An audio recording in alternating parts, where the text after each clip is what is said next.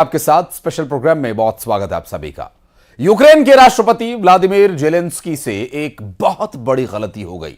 दरअसल यूक्रेन के प्रेसिडेंट रूस के अंदर अपनी ब्रिगेड भेजने के बाद जेलेंस्की को खबर यह मिली कि उनके करीब 1.5 गुना ताकत के साथ यूक्रेन पर हमला बोलने की तैयारी की जा रही है।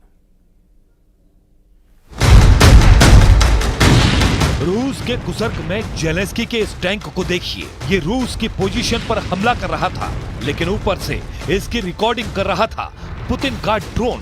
रूस ने इसे फौरन टारगेट पर लिया और फिर इस टैंक से आ टकराया लैंसट ड्रोन। इसके बाद ये टैंक जलता रहा और फिर हुआ ऐसा धमाका। इस वक्त यूक्रेन का बहुत बड़ा हमला चल रहा है। कुछ जगह इस हमले को नाकाम कर दिया गया, तो कुछ जगह जेलेंस्की की फोर्स नेटो की मदद से काफी आगे तक बढ़ चुकी है। ये बात रूस ने भी मानी है।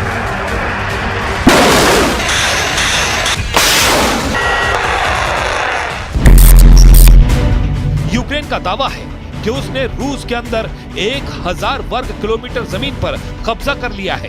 जेलेंस्की के कब्जे में रूस के 28 छोटे बड़े कस्बे और शहर हैं, जहां से 2 लाख लोगों को हटा लिया गया है। रूस में युद्ध से पलायन हो रहा है। 1000 वर्ग किलोमीटर का मतलब है कि 3 खार्किव शहर, ये इलाका 3 डोनेस्क शहरों के बराबर है। ये इलाका 4 मारियुपोल शहरों के बराबर है।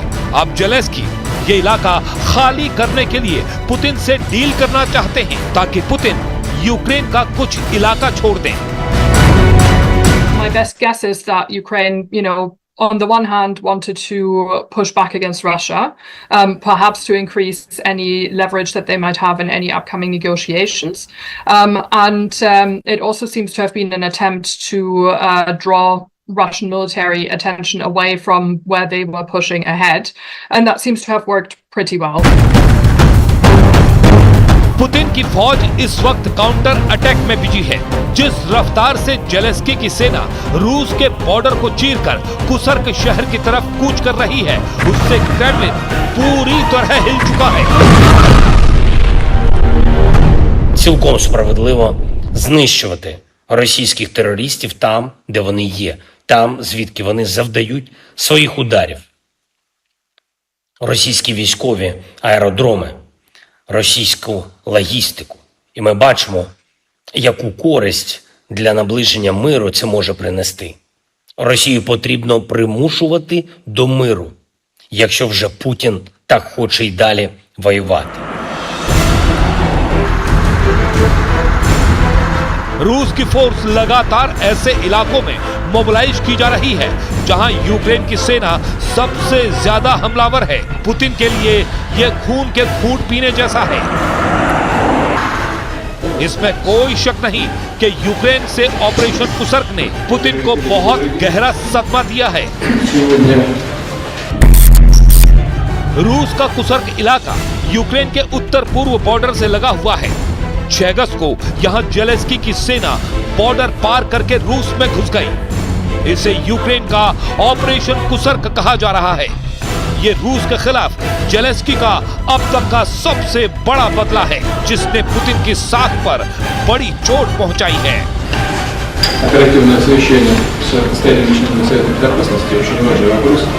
Now there are many questions remaining about the strategic value of this territory. Why would Ukraine launch an operation like this at this point in the war when their soldiers are outmanned in the Donetsk region, which is Russia's main effort in this war at the moment? Sure, it makes Putin look bad. It might even strengthen Kyiv's hand in any future negotiation, but at what cost? Evidence is already emerging that Ukrainian forces are suffering casualties. They're losing manpower resources that they simply cannot afford to lose. रूस की सरकार का दावा है कि Ukraine के हमले में 12 लोगों की मौत हुई है, जबकि करीब 150 लोग घायल हुए हैं। और ये बात पुतिन के लिए किसी बड़े जख्म से कम नहीं है। जवाबी हमले में रूस ने यूक्रेन को बहुत गहरी चोट पहुंचाने का दावा किया है। और पुतिन का दावा तो यह भी है कि जेलेंस्की का ऑपरेशन कुसर्क पहली स्टेज में ही फेल हो चुका है। रूस के मुताबिक ऑपरेशन कुसर्क में यूक्रेन के करीब 1500 सैनिक 6 दिन के दौरान मारे गए हैं। रूस ने पिछले 24 घंटे में 260 सैनिकों को मारने का दावा किया है, जबकि 31 टैंक और बख्तरबंद गाड़ियां भी तबाह कर दी गई हैं। जेलेंस्की भी जानते हैं कि पुतिन कुसर्क को लेकर डील नहीं करेंगे। ऐसे में जेलेंस्की की सेना के लिए कुसर्क मौत का बड़ा कुआं साबित होने का खतरा है। जेलेंस्की के लिए बड़े झटके वाली बात यह है कि पुतिन ने अब 1.5 गुना ताकत से लड़ने की बात कही है। पुतिन ने अपने अंदाज में बता दिया है कि जेलेंस्की से कोई डील नहीं होगी और यूक्रेन को ऑपरेशन कुसर्क के लिए बहुत बड़ी कीमत चुकानी पड़ेगी।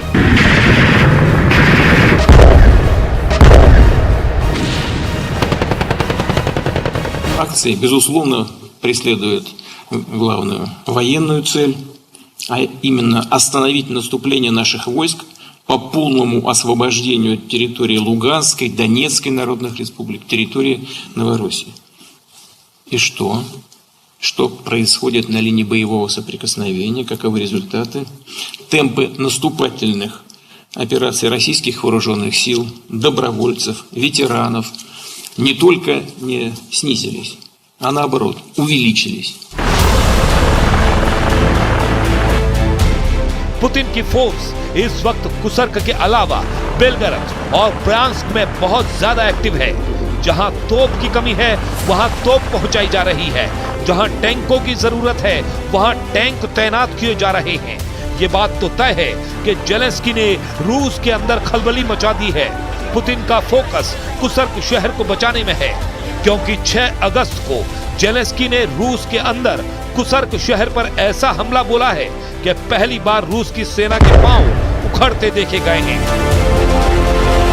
Тільки від початку цього літа і тільки з районів Курської області по нашій Сумщині було завдано майже 2000 ударів. Артилерія, міномети, дрони. Ми фіксуємо і кожен ракетний удар. जेलेंस्की को मालूम है कि अगर पुतिन पर कुसर्क में ज्यादा प्रेशर बनेगा तो पूर्वी यूक्रेन में जो दबाव उन पर बना हुआ है वो जरूर कम होगा। ये बात पुतिन की इमरजेंसी बैठक में भी महसूस की गई। Задача стоит, безусловно, перед Министерством обороны. Выбить противника с наших территорий и совместно с пограничной службой обеспечить надежное прикрытие госграниц. हालांकि पुतिन के लिए चैलेंज बड़ा है। जेलेंस्की के सरप्राइज अटैक के बाद कुसर्क में हालात इतने खराब हैं कि रूस को करीब 2 लाख लोगों को इस इलाके से निकालना पड़ा है। एक वक्त था जब रूस के हमले के बाद यूक्रेन के डोनेस्क और लुहांस्क से हजारों लोगों ने पलायन किया था, और अब यूक्रेन ने जब रूस के अंदर हमला किया तो कुसर्क में रशियन आबादी ही शरणार्थी बन चुकी है। Of course, is that we've already seen that Russia has much more military personnel than Ukraine, and while Ukraine has managed to kind of stretch Russian military forces thinner, it also has to stretch its own forces much thinner, and Russia presumably is going to try and hit back quite hard, because this is obviously making them look quite bad. And it's something that Putin won't want to see repeated. So this could lead to quite significant losses for the Ukrainian military, which are much harder for Ukraine to absorb than for Russia, which doesn't necessarily have the same personnel challenge. Ukraine के operation कुसर्क के खिलाफ Putin का पलटवार देखिए। Ukraine के एक tank को target करने के लिए पुतिन की फोर्स लगातार ड्रोन ऑपरेशन चला रही है। यूक्रेन के एक टैंक को खत्म करने का ऑर्डर मिला है।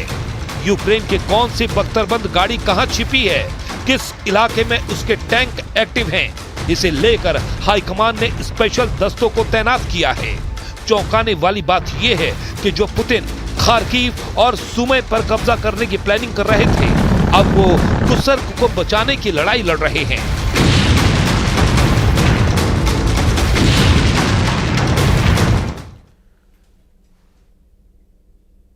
बांग्लादेश में हुए